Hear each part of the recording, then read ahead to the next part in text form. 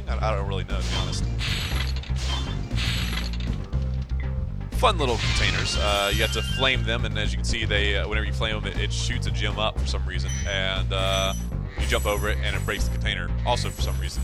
Not like there's not really a whole lot of logic behind it, but it's just a fun way to break the monotony of how you get gems.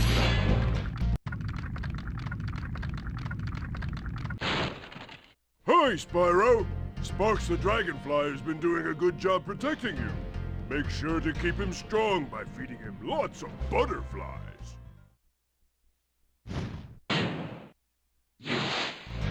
So there's a huge variety of dragons that we end up rescuing in this game and encountering. I'm not going to say that they don't ever reuse models. I think they might. You know, there's probably a couple of reused models, probably a lot of recolors of old models. But we do see a very wide variety. It never gets like you never feel like you're just rescuing the same dragon over and over. And again, going back to that world building element, how Insomniac really kind of created this immense world of dragons. You can even see the difference in like the anatomical structure. Oh no! Oh wow! We accidentally fell off into the tar pits here. There's no way back out of this except for a save state. How convenient is that? All right. Yeah, these dragons, they actually differ from their Artisan World counterparts, you know. Back in the Artisan's world, every dragon seemed to have this kind of fringe, this beard-like fringe, you know, along their jaw. Here we're seeing dragons that are a lot more streamlined. They got kind of beak-like mouths instead of the big snouts that we're used to seeing the Artisan World dragons. And they keep this up throughout the entirety of the game. Every single dragon world has its own unique dragon race with its own unique architecture and anatomical divisions. What's the word I'm looking for? Dimorphism? Dimorphism's not the right word. That's when like there's a difference between male and female species. But you know what I'm saying? Like you see different sub-races of dragon. Well done, Spyro! Keep up the good work, and I know you'll fulfill your destiny. Destiny? I just want to kick some— Just toast those enemies and collect the treasure! Aye, aye, Captain. For the glory of the Peacekeepers, I will toast the enemies and collect the treasure. It's so fun that we have all these different kinds of fodder as well, right? The health system is pretty fun in Spyro. You don't have a health bar or anything. You have Sparks the Dragonfly, right? He's your little buddy. He's your only companion, really, that you have, at least in the first game. And he follows you around, and his color indicates your health. When he's at yellow, you can take up 3 hits. And then he goes down to blue, and then he goes down to green, and he's gone. You get hit. He's gone. You're kaput. And the way you refill his health is by flaming or killing these little critters known as fodder, right? These could be sheep, frogs, little bunny rabbits, whatever, you know? So yeah, some cartoony mischief there. Alright, that's 200 out of 200.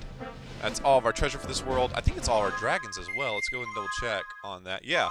So the Peacekeeper's homeworld is now 100% complete. So let's go ahead and start delving into the levels themselves. And we can start with any level we want to.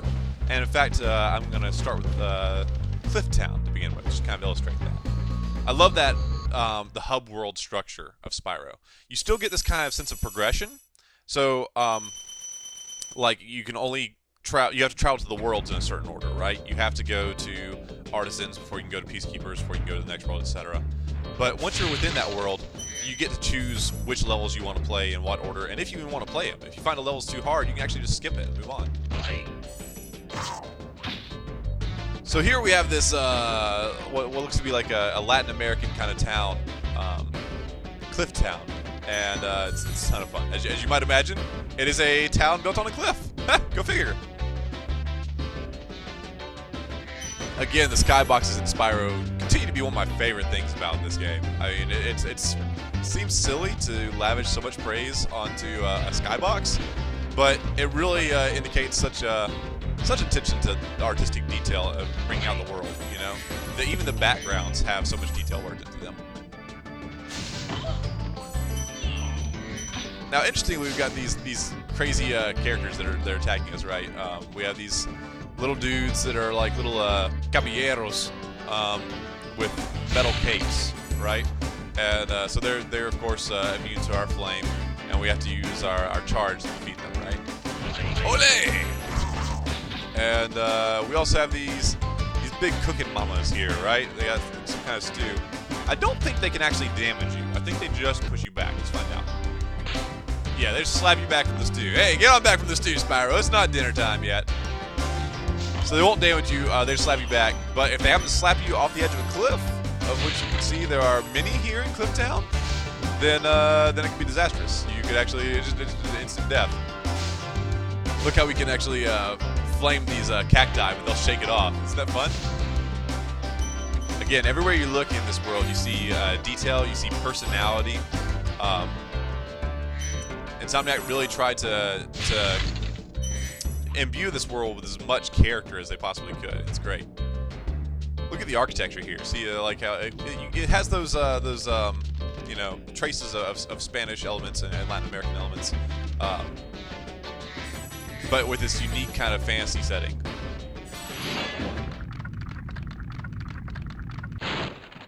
How's a dragon supposed to flame metal armor anyway? Remember, Spyro, flame won't harm metal, but charging with your horns, that should do the trick. Now, the order of some of these hints is a bit odd. You would think that by the time you make it to the second world, you would have pretty down pat the whole charge for metal, flame for not metal enemy progression here. But I just wanted to remind you of that, just in case you weren't quite sure of how to take care of these little dudes. I'm not even sure how you would get to that guy if you could. Hey, there's an egg thief. What's he doing here? Oh no, he got around the corner. Yeah, all right. Come here, buddy. Gotcha! Ha-ha! Now, these eggs, I'm not sure if I mentioned in my earlier videos, I don't think they serve any purpose whatsoever, actually.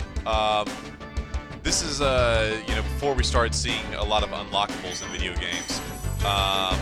The eggs, they're certainly not tied to unlocking any of the levels that you get to new levels and new worlds based on the number of treasure and the number of dragons that you freed.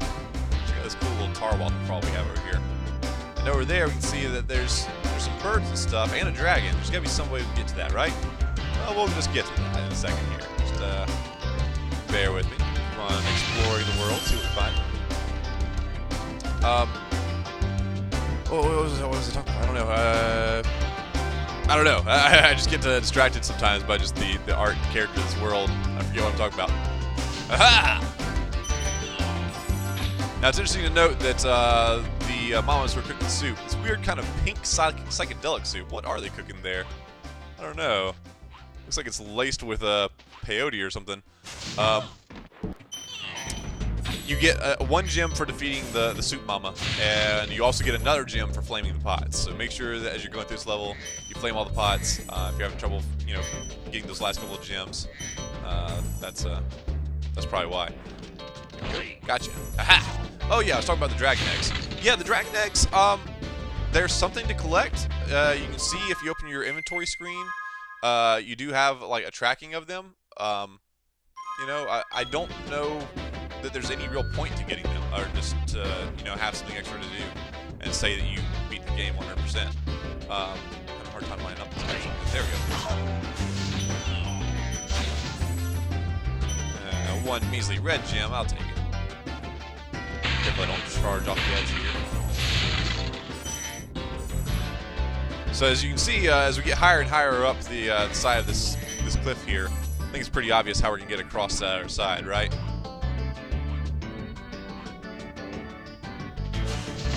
Oh, 2 for 1. Oh, 3 for 1. I even got her pot in that mix. We need this pot right here. We're gonna take this. Cool.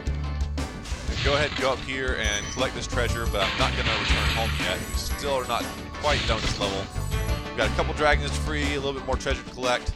Looks like there's 300 treasure in this level, which I think is the most we've encountered yet.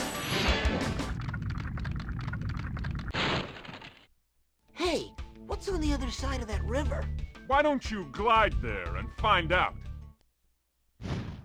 Hey, that's a pretty good idea, buddy. I think I just might do that.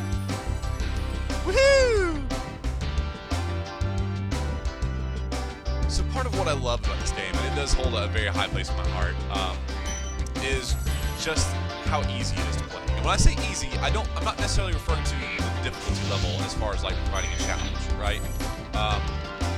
Now you could make the argument that yeah, it is a relatively easy game, but I think that a lot of the challenge comes in finding the especially hard to find secret areas and collecting all the treasure and that sort of thing.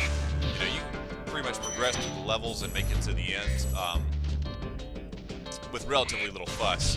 But if you plan on 100%ing this game, it takes quite a bit of exploring. You know, I'm relatively quick at it myself just because I've done it so many times. But oh, there's another one of those little barriers there. There. Gotcha. Aha. These crazy little buzzards coming out to get me. I'm getting them first. One more buzzard, right? Get him. Oh, there we go. Get it. Alrighty. More gems over here. Alright. And again, we have these cool barriers set up. Notice how the barriers even are different in the Peacekeeper's world than they are in the Arcane world. But this is another one of those cases where, just like in Stone Hill, I would find myself like just banging my head against this wall for, you know, a good 10 minutes, just trying to make it to the other side and find out what was across those desert dunes, you know? And that's great that a game can really capture your imagination like that and make you so invested in the world that you just want to explore more, you want to see more of it.